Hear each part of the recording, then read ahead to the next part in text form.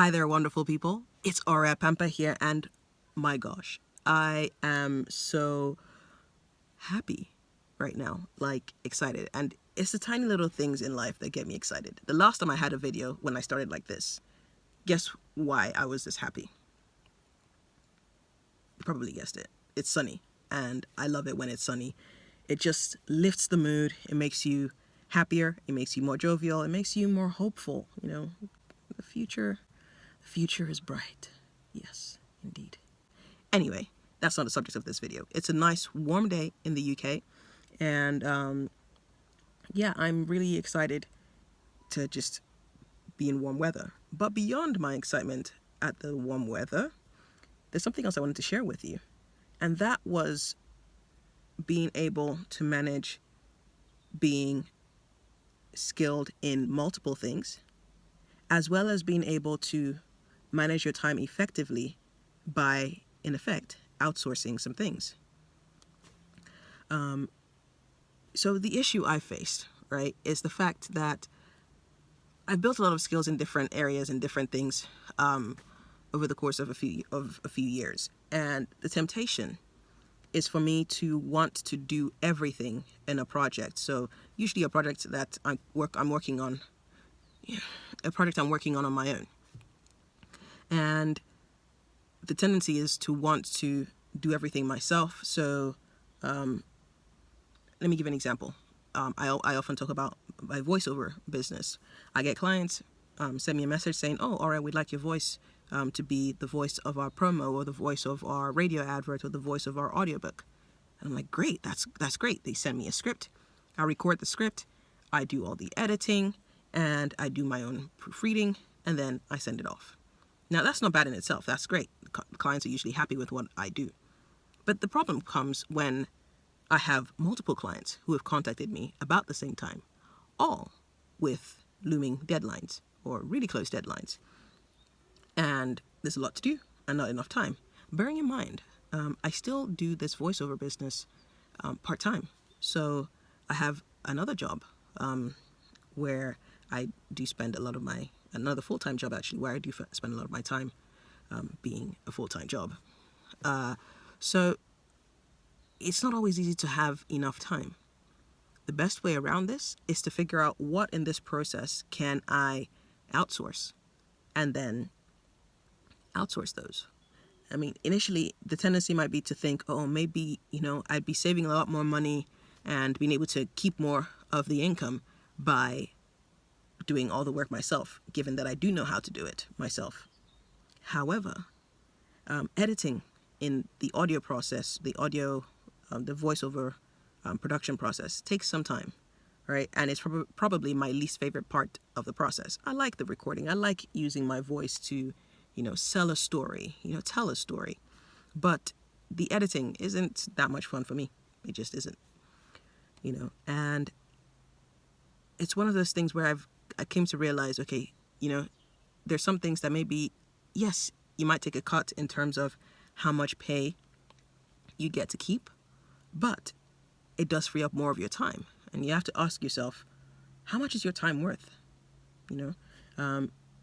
The extra hour or two you save, could you use that towards something else? Maybe spending time with people instead of being so busy, or completing another project, or even doing more projects, because now you have the flexibility to just focus on delivering the voice, as opposed to also thinking about doing the editing as well. So recently, I found out a friend of mine was able to do some audio editing for me. So when I get jobs like that, particularly when I get long form jobs, or jobs that take a while, like e-learning projects or audiobook projects, those are projects that take a while. Like, just so you're aware, for each hour of audiobook material that you listen to, probably about 4-5 hours of work has gone into it for every single hour. So imagine a 10-hour audiobook. You're probably looking at 50 hours of work gone into that, when you consider the audio editing, when you consider the recording of the audio, when you consider the fact that nobody ever reads completely fluently, and so you'll make mistakes in the recording process, and then you have to re-record some bits. and then editing that out and making sure it sounds okay. And if it doesn't, having to again re-record some bits, or then go in and do some editing to make it sound nice and crisp. It's a lot of work. So I found that being able to outsource the editing part works well for me, because it means I can do more things and focus on the craft of creating a voiceover. Now, why did this dawn on me, or why am I so conscious of it right now? Because I've been stretched for time. In previous videos, at least one video, my last video, you've probably seen that I said I find that I'm very busy. I'm working late into the night often. But I just have a lot on in life right now, which is okay. I'm working towards something, and I'll get there eventually. But the thing is, right now, I do need to make sure that I can maximize my time, spend time doing the right things at the right times. So in outsourcing the engineering, the sound editing, it means I can free up time to do other things. Another example of a place where I've been able to free up my time is in the area of education. So I do have some students that I mentor, and some of them that I do sponsor. And other people get in touch with me because they know I'm kind of active in the education space, particularly on the African continent. And they ask me about scholarships for studying abroad, or what schools to go to. And whilst I do know more than some other people, or most maybe, on the subject, it's not my forte. And it's not the area that I want to necessarily spend my time focusing on. But I mean, I love to help people, so I would help people. However, me spending time there is probably not the best use of my time. A better use of my time would be to direct them to somebody who knew how to do those things, or whose business it was to help people with finding scholarships and places to study abroad. You can imagine my excitement when I found out a friend of mine who I got in touch with again recently told me, she runs a business where she helps people with getting scholarships to study abroad, and just helping them with getting admission to universities in different countries. I was like, this is fantastic. You know what? I've got people who've contacted me. I'm just going to forward them to you, just send them to you, and then you can, work with them. Now, in this situation, it's a win-win, right, for all three parties. Win for me, because I'm spending less time on an area that's not my forte, or not my area of strength. For the people who are looking for this information, they have somebody whose business it is, and so who can guide them a lot better than I could. For my friend, it means more business coming her way. So all in all, it's a win-win. In a previous video, I talked about a book I read called Who Not How. If you don't remember it, you can check out my 30-day video challenge playlist, and you'll see it there. And basically, the concept of that book was that when you have a problem to solve, don't just think of how can I solve it? Because when you think of how, you tend to think you are the one who needs to solve it. Whereas there might be other people who can do it. So you should think who, not how. Who can be the person who can guide me in getting this work done? Who can be the person who maybe has the expertise in this job, and so they can do it a lot better than I would, in which case maybe I should outsource it to them.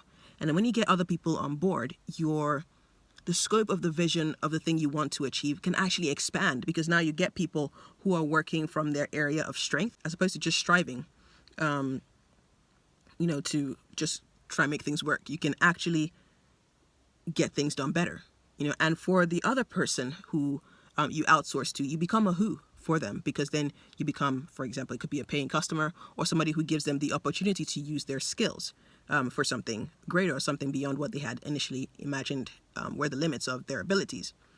So yeah, I think more and more I'm going to be outsourcing the things I can outsource. Granted, I can't outsource everything.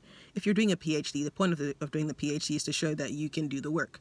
So I wouldn't outsource that. But with a PhD, even what I could do is, rather than just relying on my own reading and relying on my knowledge, I can speak to people who've already done a PhD before to get their input. I can speak to subject matter experts and then get their input on what to read, where to research, just to make my job in actually doing the work a lot easier. So it's just a thing about relying on other people and getting in touch with other people to solve things and not just relying on yourself. There was another video I posted earlier about a Yoruba proverb, which basically says it's the child that lifts his arms that the mother carries. So sometimes when you reach out to people and say, I'm struggling with this, or I need help with this, you'd be surprised at how many people will actually be able to actually help you make progress. So in summary,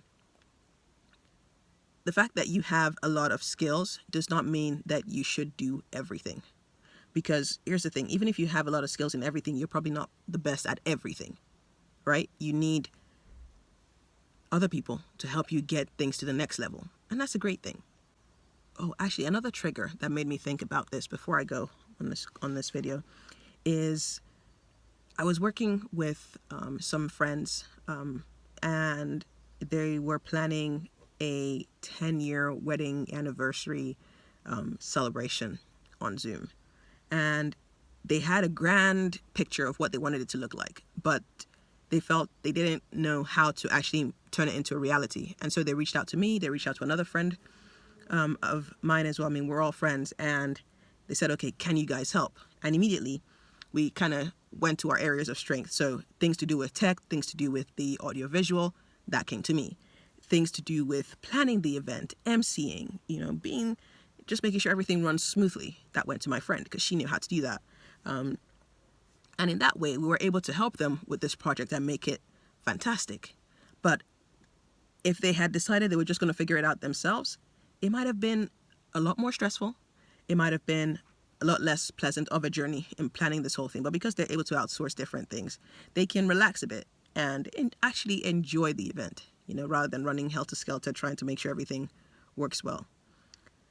So, again, when you have an issue to solve, don't just think or rely on yourself, even if you have all the skills. Sometimes, for the sake of freeing up your time, for the sake of making the project even better, it is often a good idea to actually outsource the work or get other people involved who can come on board and help you out. I hope this video helped you. If you liked it, please do the needful. Like. If you thought, okay, this provoked some thoughts for you, let me know. Put it in the comment section. And if you haven't subscribed to my channel, I'd love it if you do. So just hit that subscribe button, that red beautiful button that says subscribe. And yeah, I hope to see you in my next video. All right, if you made it this far, leave a heart emoji in the comment section so I know you got this far, and I'd appreciate it. All right, thank you very much. I'll catch you in the next video. Take care. Bye.